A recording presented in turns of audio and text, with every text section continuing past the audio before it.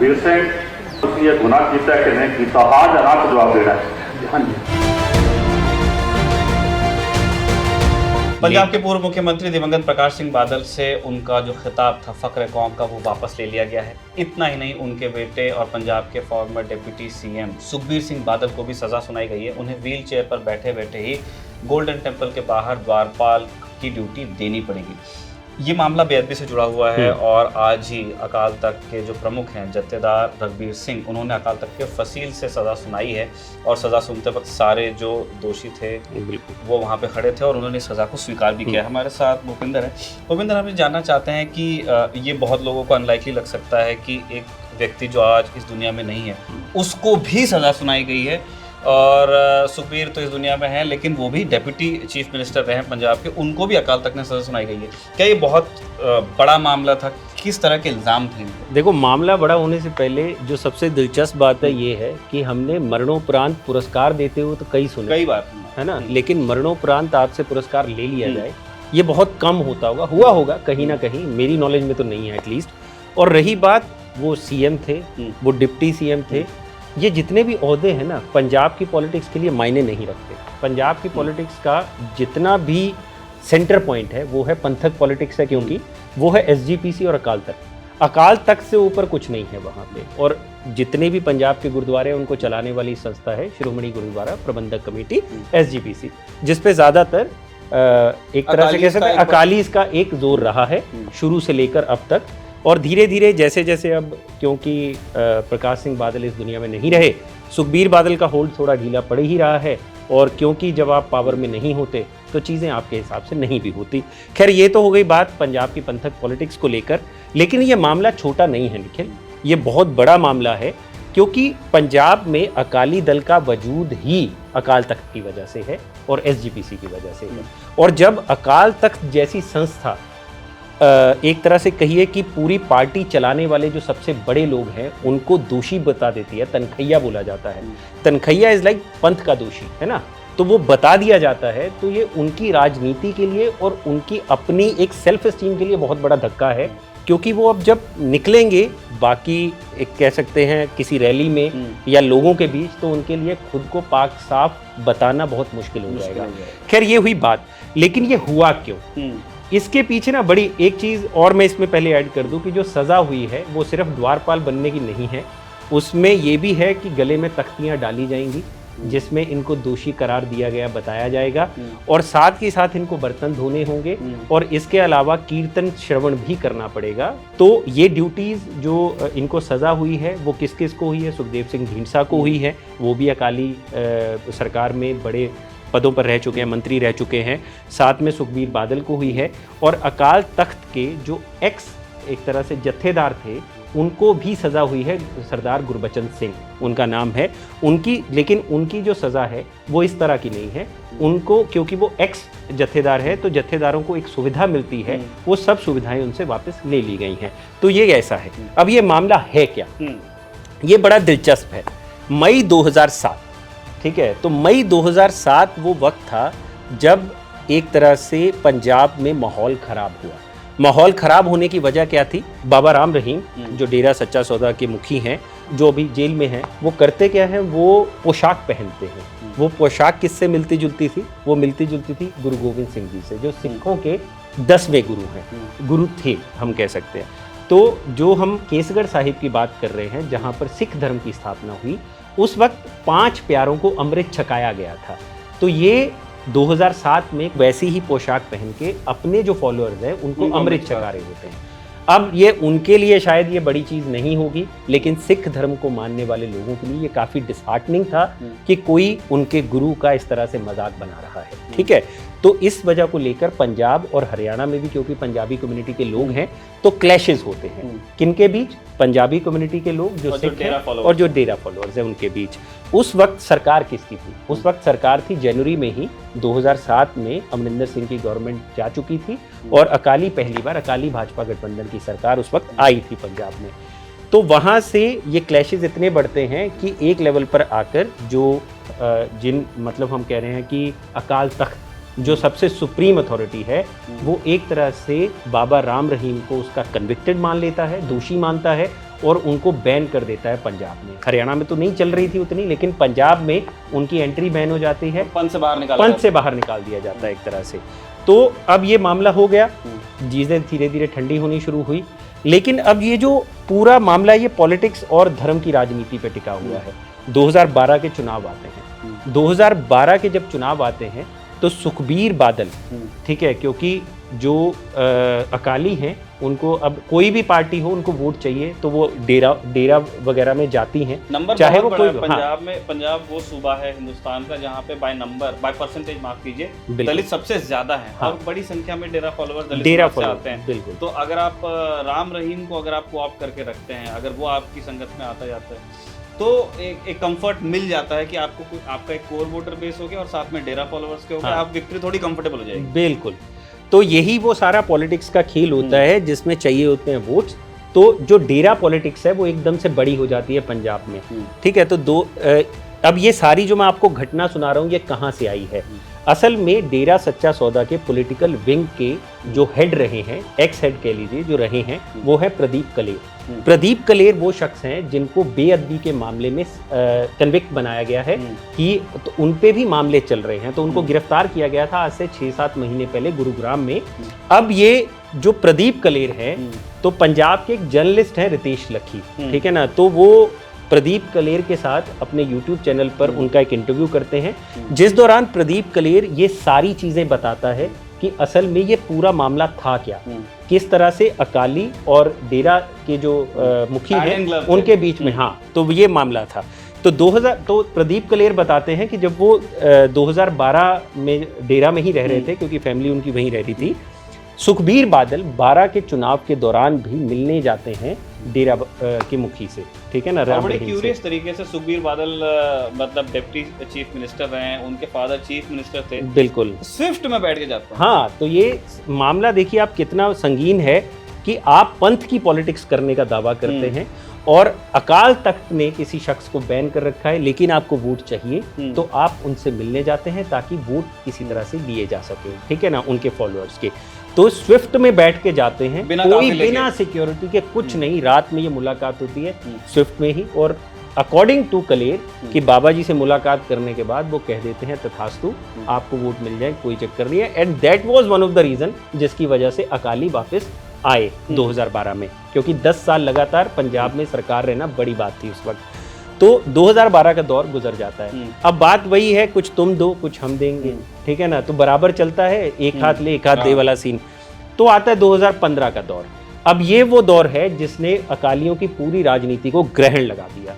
अब 2015 में होता क्या है? 2015 में है राम रहीम की एक मूवी आती है, MSG, मैसेंजर ऑफ गॉड, ये मूवी आती है।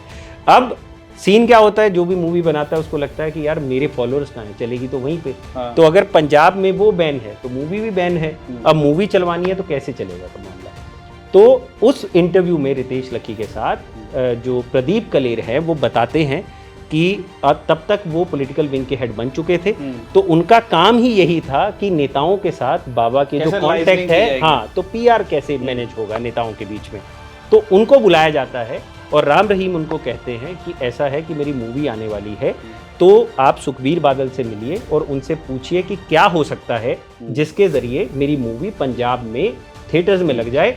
और अकॉर्डिंग टू कलेर उनको लग रहा था कि बाबा का ये मानना था कि अगर पंजाब में मूवी लगती है तो कम से कम 100-200 करोड़ का फायदा होगा, जो कि बड़ा नंबर है, लेकिन उनको उम्मीद थी कि कम से कम फ्लॉप नहीं होगी, मेरे फॉलोअर्स देखें। फेवर कॉल आउट कर रहे हैं कि मैंने इलेक्शन जितवाया, हाँ, ऐसा दावा कर रहे हैं रितेश कलेर। तो आपने इलेक्शन जितवाया तो अब आप चाहते हो कि आप मेरी मूवी को वहां पे चलवा दो। बिल्कुल, तो यही मामला हुआ। अब इसके पीछे आप देखिए कहानियां कैसे आती हैं आगे। तो कलेर बताते हैं कि सुखबीर बादल से उनकी मुलाकात होती है कहाँ पर? दिल्ली में 12 सफदरजंग रोड पर, जो कि एड्रेस है हरसिमरत कौर बादल की कोठी है वहाँ पे, ठीक है ना, क्योंकि वो MP रही हैं बठिंडा से, ठीक है। तो 12 सफदरजंग रोड में हरसिमरत कौर बादल की कोठी के अंदर मुलाकात होती है। उस मुलाकात में बताया जाता है कि राम रहीम क्या चाहते हैं, ठीक है। उनके जो लोग थे, प्रदीप कलेर उस मीटिंग का हिस्सा थे, मेन आदमी थे, तो उनकी तरफ से ये बताया जाता है। तो वहाँ पर सुखबीर बादल उनको कहते हैं कि बाबा जी से बोलिए कि एक अपना माफ़ीनामा लिख के दे दो, माफ़ीनामा वो मेरे को दे देंगे, मैं उस पर साइन करूंगा और मैं पंत को भेज दूंगा ऊपर, ठीक है, और अकाल तख्त से अपन माफ़ीनामा करवा देंगे, उसके बाद आप मूवी चलाइए, आइए जाइए, कोई दिक्कत नहीं है, ठीक है। तो उसके बाद लेकिन वो काफ़ी आसान लगता है उनको सुनने में कि यार इतना बड़ा कलीशा कैसे ख़त्म होगा। तो वो दोबारा पूछता क्या ऐसा हो सकता है, कलेर पूछते हैं। तो अकॉर्डिंग टू कलेर, सुखबीर बादल अपनी छाती पे हाथ मार के बोलते हैं कि जैसे वहाँ पे वो बाबा है, यहाँ के सिस्टम का मैं बाबा हूँ, यानी कि पंजाब के सिस्टम का हो जाएगा। तो ये चीज़ें वहाँ पे होती हैं। उसके बाद ये लोग मीटिंग से निकलते हैं। उस वक्त MSG की एडिटिंग चल रही थी मुंबई में। तो जो राम रहीम थे वो रुके हुए थे कहाँ पर, JW मैरियट में। तो JW मैरियट में वहाँ मुलाकात होती है, बताया जाता है कि मीटिंग में क्या हुआ। तो वहाँ पर हनीप्रीत भी बैठी होती है। तो जैसे ही राम रहीम को ये बताया जाता है कि माफ़ीनामा लिखना पड़ेगा, तो वो रिजेक्ट हो जाते हैं, रिलक्टेंट, कि नहीं माफ़ी थोड़े मांगूंगा किसी से मैं, ठीक है ना। ये कलेर बता रहे हैं पूरी कहानी। लेकिन हनीप्रीत उनको समझाती है कि देखिए हमारी पहली एक मूवी फ्लॉप हो चुकी है, आप थोड़ा सा अपने को मेलो डाउन करिए, कोई बड़ी बात नहीं है, वो करवा रहे हैं, आप करवा लीजिए, मूवी चल जाएगी। तो बाबा वो बात समझ जाते हैं। उसके बाद एक माफ़ीनामा लिखा जाता है और वो माफ़ीनामा लेकर यही प्रदीप कलेर पहुंचते हैं चंडीगढ़ सुखबीर बादल की कोठी पे। अब सुखबीर बादल की कोठी में जब वो माफ़ीनामा देखा जाता है वो होता है हिंदी में, उसको बोला जाता है कि इसका पंजाबी में अनुवाद करवाया जाए। तो वो अनुवाद होता है पंजाबी में। अब पंजाबी में अनुवाद होने के बाद उसमें बाबा जी के साइन होते हैं एक जगह कि मैंने ये माफ़ीनामा लिखा है। लेकिन वो माफ़ीनामा नहीं था, वो असल में एक तरह से ऐसा पत्र था जिसमें एक उन्होंने ये माना कि हाँ मेरे से ये चीज़ें हुई हैं, तो मेरे को लगता है कि अब विवाद को ख़त्म कर देना चाहिए। लेकिन साइन और जो पूरा टॉपिक था उसके बीच में थोड़ी सी जगह बाकी रह जाती है। तो प्रदीप कलेर का कहना है कि अगर आप वो माफ़ीनामा देखेंगे तो आपको दिखेगा कि उसमें ना अलग से लिखा गया है क्षमा का याचक, पंजाबी में बोलते हैं क्षमा दा याचक। तो क्षमा का याचक वो जो वर्ड है वो डाला गया वहां पर, वो बाबा ने नहीं डाला था अपनी तरफ से। खैर वहां से माफ़ीनामा पहुंचता है अकाल तख्त। अब ये जो ज्ञानी गुरबचन सिंह है, उस टाइम जत्थेदार थे वहां उस वक्त, तो वहां पर एक मीटिंग बुलाई जाती है। मतलब वो फॉर्मली वो हेड होते हैं, हेड है ना, एक तरह से स्पिरिचुअल और टेम्पोरल हेड है वो अकाल तख्त के, और सारे डिसीजंस उनकी ही उनके सिग्नेचर से और उनके कहने से लिए जाते हैं। जैसे आज का भी जो ऑर्डर है वो जत्थेदार ने ही दिया है। बिल्कुल। लेकिन इसमें 5 प्यारों का भी एक रोल रहता है, जो 5 प्यारों वाली प्रथा हम सुनते आए हैं वो चलता है, ठीक है ना। तो एक तरह से जत्थेदार उस वक्त थे गुरबचन सिंह। तो वहां पे लेटर पहुंचता है और मीटिंग बुलाई जाती है कि क्या करना है। अब अगर आप ये द ट्रिब्यून की खबर पढ़ेंगे आज की पंजाबी में, हम डिस्क्रिप्शन ठीक है ना, हम हाँ तो उसका लिंक दे देंगे। उसमें लिखा हुआ है पंजाबी की ट्रिब्यून की खबर में कि वहां पर वो जो मीटिंग हुई उसमें गुरबचन सिंह पर डाला गया दबाव। प्रकाश सिंह बादल उस मीटिंग में मौजूद थे जिस मीटिंग में इसको माफी इसकी एक्सेप्ट कंसीडर की गई और मान लिया गया। तो 24 सितंबर 2015 वो डेट थी जिस दिन राम रहीम का माफीनामा मान लिया जाता है कि हाँ हमने आपकी माफी एक्सेप्ट कर ली, अब आप करिए जो करना है, ठीक है।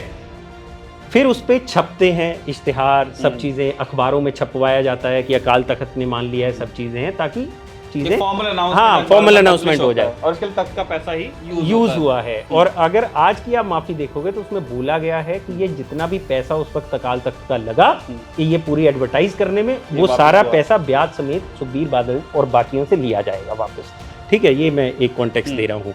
तो राम रहीम को जब मीडिया रिपोर्ट्स के जरिए ये पता चला कि उस लेटर में ये भी लिखा है कि मैं क्षमा का याचक हूँ, तो उनको इस चीज़ से गुस्सा आया। प्रदीप कलेर ये बताते हैं कि वो उसके बाद फ़ोन करते हैं सुखबीर बादल को कि जब मैंने ये लिखा नहीं था ये कैसे डल गया। लेकिन अब वो कहते हैं ना कि damage has already been done, media में रिपोर्ट्स थी तो उस वक्त वो कुछ नहीं कर पाए।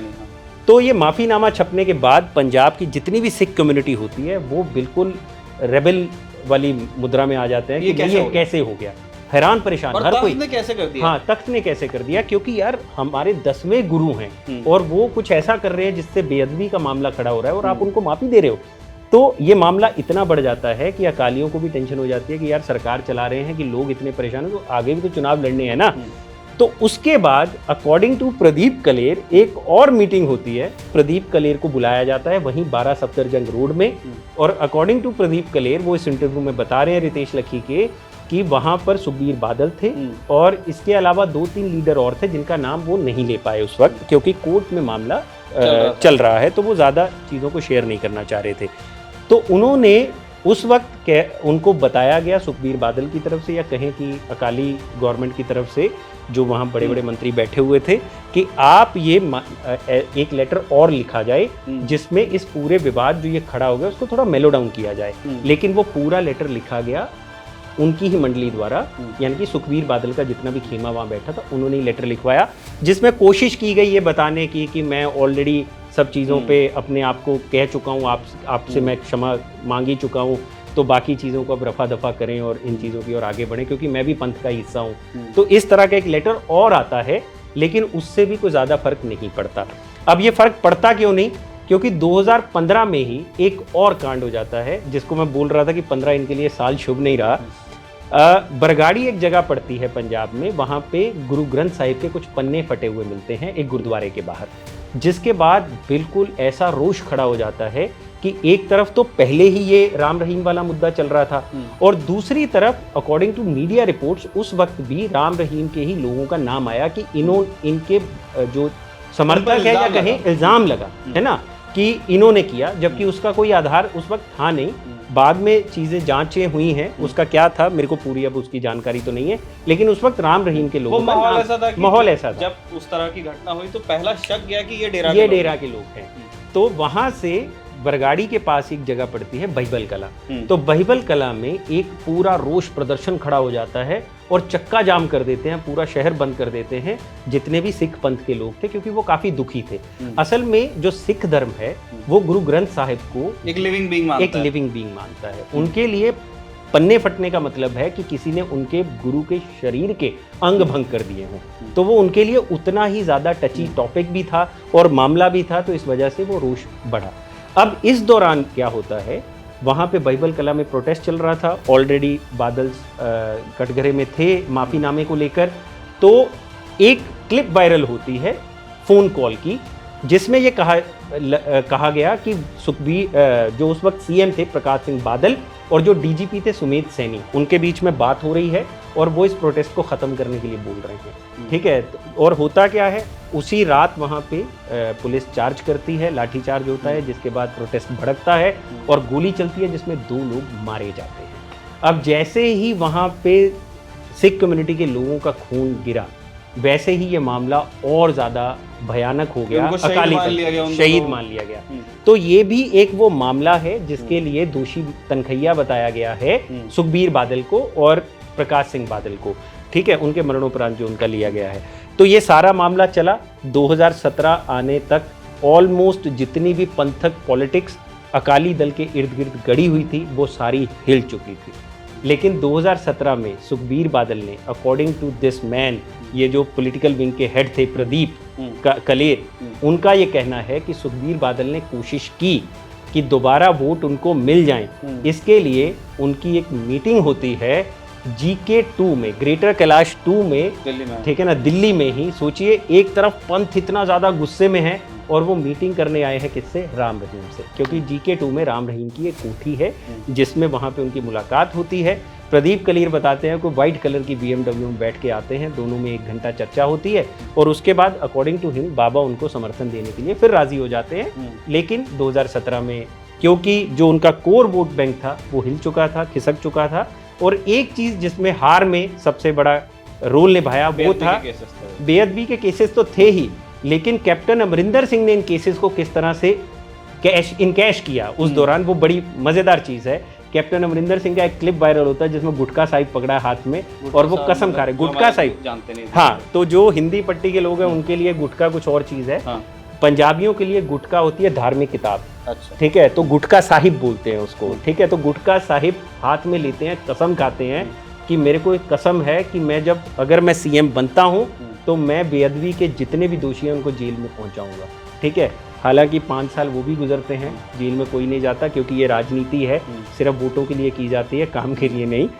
लेकिन प्रदीप कलेर का कहना है 2019 में भी जब ये चुनाव हार चुके थे तब भी राम रहीम ने हरसिमरत कौर बादल और प्लस सुखबीर बादल की मदद की इनका MP के चुनाव में। ठीक है ना, जो लोकसभा चुनाव हुए थे। तो ये वो सारा मामला है जिससे ये साफ नजर आता है। वैसे एक चीज हम यहाँ क्लियर कर देना चाह रहे हैं कि ये जितनी भी हमने बातें बताई वो बताई प्रदीप कलेर के उससे। प्रदीप कलेर डेरा सच्चा सौदा के पॉलिटिकल विंग के हेड रहे हैं और अभी कन्विक्टेड हैं, ठीक है ना, वो भी जमानत पे बाहर चल रहे हैं। लेकिन वो पहला आदमी था जिसने गवाही दी थी कोर्ट में, बताया इतना, कोर्ट में गवाही दी सबसे पहले, ठीक है ना। तो उसने कोर्ट में गवाही दी और बताया कि पूरा मामला क्या था कोर्ट के सामने। तो यहाँ वहाँ से ये सब चीज़ें बाहर निकली हैं, फिर वो आके दुनिया में बताता है कि क्या चीज़ें हुई हैं। अब इसमें कितना सच है कितना झूठ ये हमें नहीं पता, लेकिन एक बात साफ है कि ये जितनी भी चीज़ें हैं इसी वजह से सुखबीर बादल को तनखैया घोषित किया गया। और आज के टाइम में हालात ये है कि टांग चल नहीं रही, टूटी हुई है, व्हील चेयर पे बैठे हुए हैं, लेकिन फिर भी अकाल तख्त के सामने वो बैसाखियां लेकर शख्स खड़ा होता है जिसके इशारे पर कभी पूरा पंजाब चला करता था। और अकाल तख्त में उसको दोषी बताया जाता है और कहा जाता है कि गले में तख्ती लटकाई जाए और सबको जो ये अकाली तख्त के बड़े बड़े लोग रहे हैं इनको सजा दी जाए। तो सजा सुनाई नहीं गई, तख्ती लटका भी दी गई। आज की जो पिक्चर्स आप देखेंगे जो गोल्डन टेम्पल से आई हैं उसमें तख्तियां लटका दी गई, क्योंकि जो जितने भी कॉन्विक्स थे उन्होंने स्वीकार भी किया कि हमसे ये गलती हुई है और उन्होंने सजा को स्वीकार कर लिया है और काफ़ी विस्तार में आया है। सबसे पहले दरबार साहिब गोल्डन टेम्पल में घंटा घर के बाहर ड्यूटी करनी पड़ेगी 2 दिन। ये सुखबीर सिंह बादल को करनी होगी। ये व्हील चेयर पर रहेंगे और द्वारपाल की ड्रेस पहनेंगे। इसके बाद 2 दिन केसगढ़ साहब में करेंगे, 2 दिन दमदमा साहब तलवंडी साहबों में करेंगे, 2 दिन मुक्तसर साहब में करेंगे और 2 दिन फतेहगढ़ साहब में भी करेंगे सेवादारों का चोला पहनने के बाद। और इन सारी जगहों इनको बर्छा भी पकड़ना है व्हील चेयर पर बैठे बैठे ही। इन जितनी जगहों पर ड्यूटी देनी है उसमें नहा धो करके फिर इनको लंगर में जाना है और झूठे बर्तन भी साफ करने हैं 1-1 घंटा। और उसके बाद में फिर आप ये रेडी होंगे और फिर उसके बाद में ये लोग कीर्तन भी सुनेंगे। बिल्कुल। तो ये इस डिटेल में सज़ा आई है। और जो वॉशरूम साफ करने की सज़ा जो बाकी दोषियों को सुनाई गई है वो इन्हें इसलिए नहीं दी गई है क्योंकि चल नहीं सकते। इनके साथ में सुखदेव सिंह साहब ये रिलैक्सेशन दिया गया है। तो जो क्योंकि उम्र ज़्यादा है और वो झुक नहीं पाएंगे उस हिसाब से, तो इनको वो सजा दी गई है जो ये लोग वॉकर पे या व्हील चेयर पे कर सकते हैं। अदरवाइज जो जिस चीज के लिए दोषी साबित किए गए हैं सजा सबको एक ही है। बिल्कुल। कुछ रिलैक्सेशन है। ये दिन में यही कंफ्यूजन हुआ था कि सुखबीर सिंह बादल को, माफ कीजिए प्रकाश सिंह बादल को नहीं, सुखबीर सिंह बादल दिन में यही कंफ्यूजन हुआ था कि सुखबीर सिंह बादल को टॉयलेट साफ करने की सजा सुना दी गई है। सुनाई गई थी लेकिन उनको बर्तन साफ करने हैं, लंगर में उनको सेवा देनी है और उनको द्वारपाल। इसमें जाते जाते एक चीज़ जो मैं ऐड करना भूल गया वो इतना ही था। अभी पंजाब में 4 सीटों पर बाईपोल हुआ था। सुखबीर बादल ने वो चुनाव लड़ने से मना कर दिया था। वो सिर्फ इसलिए क्योंकि चुनाव की तारीखें आने से पहले ही सुखबीर बादल को अकाल तख्त द्वारा तनखैया घोषित कर 30 अगस्त को ही उनको सजा नहीं हुई थी। बस लेकिन वो बता दिया गया था कि आप दोषी हो और उसी को इन्होंने आगे रखते हुए वो चुनाव नहीं लड़ा था। तो ये वन ऑफ द रीज़न था। बट अब कहना सिर्फ इतना है कि अकाल तख्त, SGPC और अकाली दल ये सब एक लाइन में चलते हैं। लेकिन अगर अकाली दल को अब अकाल तख्त ने एक बार दोषी बता ही दिया है तो आने वाले जो पंजाब के चुनाव होंगे या लोकसभा चुनाव होंगे उसमें अकाली दल का क्या भविष्य रहने वाला है वी कांट से। ये भी हमको देखना है। और हमको ये देखना है कि जैसा अगर अकालीज वहां से रिट्रीट करते हैं तो ऐसा नहीं है कि पंथ की पॉलिटिक्स कोई और नहीं करेगा, कोई ना कोई करेगा और कोई ना कोई अकाल तख्त की पॉलिटिक्स में भी उसी तरह इन्वॉल्व होगा जिस तरह से बादल थे। तो वो कौन होगा और वो किस तरह से करेगा, और जब वो इतने क्लोज चला जाएगा पंथ के तो फिर वो इस तरह की ऑकवर्डनेस को अवॉइड कैसे करेगा। क्योंकि जो सुखबीर सिंह बादल के सामने जो सिचुएशन प्रेजेंट हुई है वो किसी और के सामने भी हो सकता है। अगर आप दोनों हाथ में मतलब तलवारें लेके चलेंगे तो इस तरह की चीजें आ सकती हैं, क्योंकि पावर और पॉलिटिक्स और रिलीजन इन तीनों की अपनी अपनी कंपल्शंस होते हैं, अपने अपने मैट्रिक्स होते हैं और उसमें फिर आपको इस तरह के डिसीजंस हो सकता है लेना पड़े। ये था हमारा शॉर्ट प्रेजेंटेशन जिसमें हमने बताने की कोशिश की कि कौन सी वो चीज़ें थी, कौन सी वो घटनाएं थी जिनके बाद ये तय पाया गया कि अकाल तख्त से सज़ा सुनाई गई है पंजाब के फॉर्मर चीफ मिनिस्टर को मरणोपरांत। अब वो दुनिया में नहीं लेकिन फिर भी सज़ा सुनाई गई है। उनके बेटे को जो कि फॉर्मर डेप्यूटी CM है उनको भी सज़ा सुनाई गई है, उनके कैबिनेट के साथी लोगों को भी, और जो अकाल तख्त के ही फॉर्मर जत्थेदार हैं उनकी भी प्रिविलेजेस वापस ले ली गई हैं। ये मामला धार्मिक है। हमने अपने ओर से समझाने की काफ़ी कोशिशें की हैं। शब्दों के उच्चारण में या प्रोसेस को समझाने में अगर कोई चूक हुई है तो हम अग्रिम माफ़ी उसके लिए पहले ही चाहते हैं। आप देखते रहिए खबरगाम। शुक्रिया।